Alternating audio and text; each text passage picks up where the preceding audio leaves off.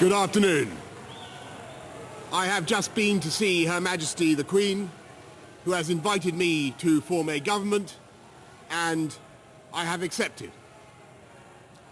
I pay tribute to the fortitude and patience of my predecessor and her deep sense of public service. But in spite of all her efforts, it has become clear that there are pessimists at home and abroad who think, after 3 years of indecision, that this country has become a prisoner to the old arguments of 2016. And in this home of democracy, we are incapable of honouring a democratic mandate. And so I am standing before you today to tell you, the British people, that those critics are wrong. The doubters, the doomsters, the gloomsters, they are going to get it wrong again. The people who bet against Britain are going to lose their shirts because we're going to restore trust in our democracy.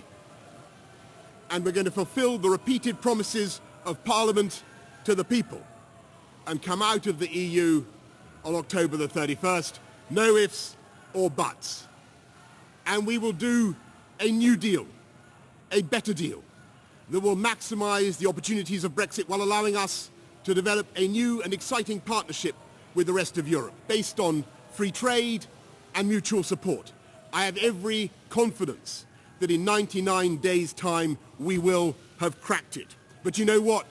We aren't going to wait 99 days, because the British people have had enough of waiting. The time has come to act, to take decisions, to give strong leadership and to change this country for the better. And though the Queen has just honoured me with this extraordinary office of state, my job is to serve you, the people. Because if there is one point we politicians need to remember, it is that the people are our bosses. My job is to make your streets safer. And we're going to go in with another 20,000 police on the streets, and we start recruiting forthwith. My job is to make sure you don't have to wait 3 weeks to see your GP. And we start work this week with 20 new hospital upgrades and ensuring that the money for the NHS really does get to the front line. My job is to protect you or your parents or grandparents from the fear of having to sell your home to pay for the costs of care. And so I am announcing now on the steps of Downing Street that we will fix the crisis in social care once and for all, with a clear plan we have prepared to give every older person the dignity and security they deserve. My job is to make sure your kids get a superb education wherever they are in the country, and that's why we have already announced that we're going to level up per pupil funding in primary and secondary schools. And that is the work that begins immediately behind that black door. And though I am today building a great team of men and women, I will take personal responsibility for the change I want to see. Never mind the backstop, the buck stops here. And I will tell you something else about my job. It is to be Prime Minister of the whole United Kingdom.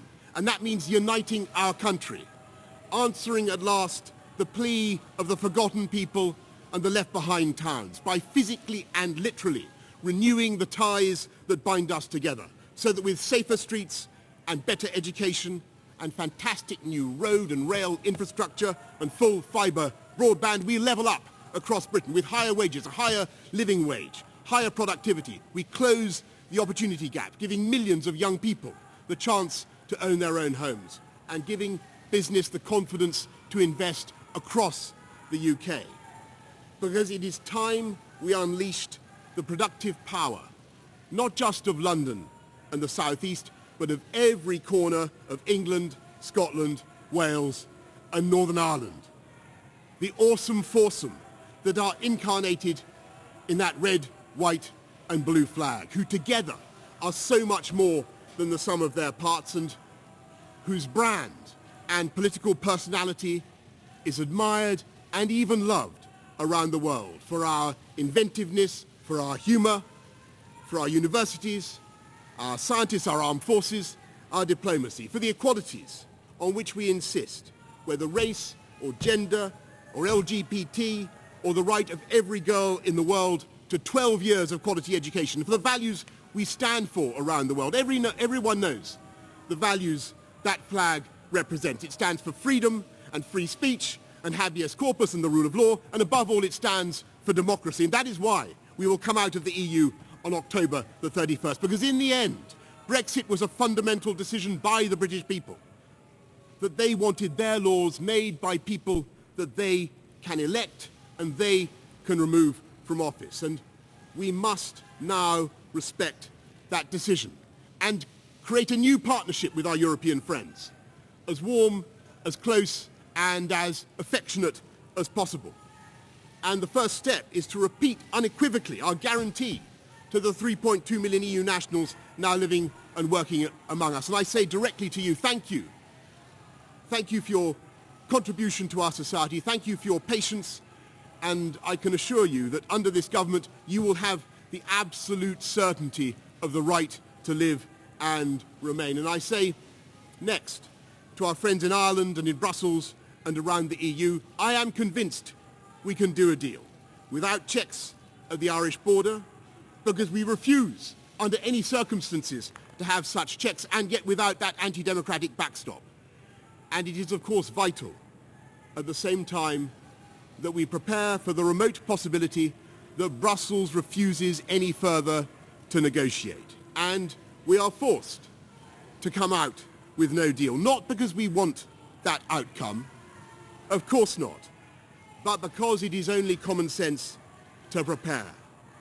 And let me stress that there is a vital sense in which those preparations cannot be wasted, and that is because under any circumstances we will need to get ready at some point in the near future to come out of the EU customs union and out of regulatory control, fully determined at last to take advantage of Brexit, because that is the course on which this country is now set. With high hearts and growing confidence, we will now accelerate the work of getting ready, and the ports will be ready, and the banks will be ready, and the factories will be ready, and business will be ready, and the hospitals will be ready, and our amazing food and farming sector will be ready and waiting to continue selling ever more, not just here but around the world. And don't forget that in the event of a no-deal outcome, we will have that extra lubrication, £9 billion.